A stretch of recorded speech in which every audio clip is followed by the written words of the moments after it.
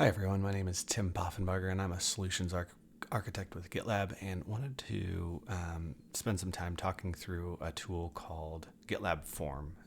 It's based on an open source project and I've been spending a little bit of time with it to make it more friendly with our ultimate offering. Essentially, the gist of what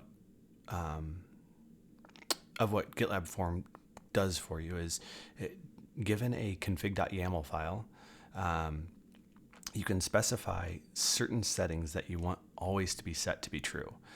These can be things that you want existing in a particular project, or merge request approvals, or different types of approval rules, even managed licenses that you want approved or denied. And then you can also have project settings where you have very specific things. And with this YAML file, which is, in my opinion, pretty easy to read, flows nicely with how we do approvals today, or manage our settings today. You can leverage GitLab to kick this pipeline off. And here I'm just using a template, so let me show you what that template looks like. It's pretty simple. We're really just executing this GitLab form. All defined is going to specify that everything that's defined within this config.yaml file is going to be applied. So let's take a look at what this might look like today. So I have a top level group, and I want all these projects to kind of fit a certain type of mold. So I just created this brand new billing API, and you can actually see when I'm in this billing API, there's no code owners file, which might be problematic.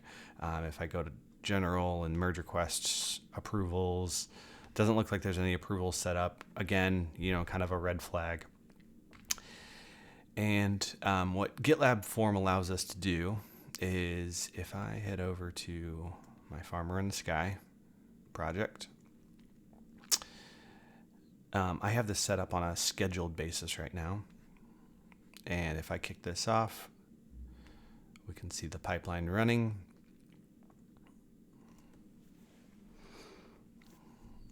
And a few things to note. What it's going to do is it's actually going to leverage our CI environment variables. So this CI project namespace of the Farmer in the Sky group, which would be GitLab Gold, T Poffenbarger, GitLabForm. So it's going to leverage that, and it's going to add that as its default group. Additionally, we also have this project settings. So this particular project, this Farmer in the Sky, I want specific settings for this config.yaml, so that Poffy21, me, is always a part of the merge request approvals process. And you can see that it's looking at that top level group.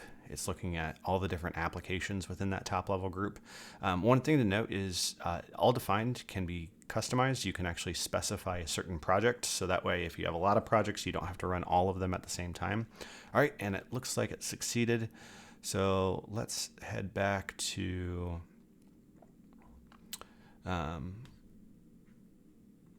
our GitLab form.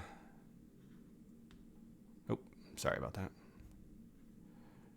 GitLab form, finance, billing API.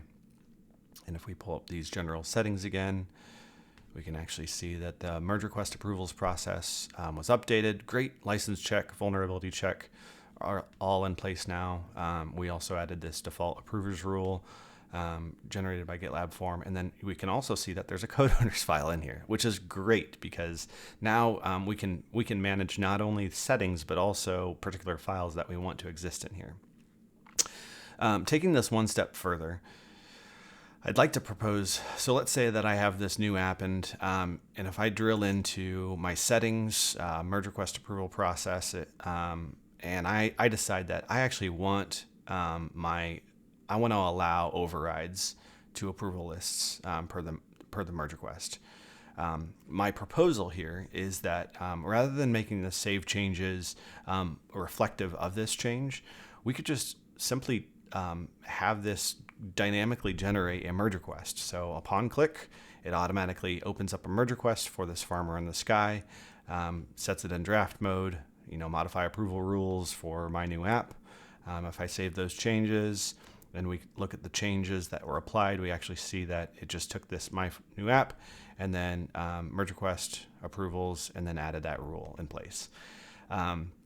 Seems like a kind of a quick iterative way to deal with some of our compliance needs, and it leans into the unique ways that GitLab leverages code to manage all the things. Thanks for your time. GitLabForm is a great product.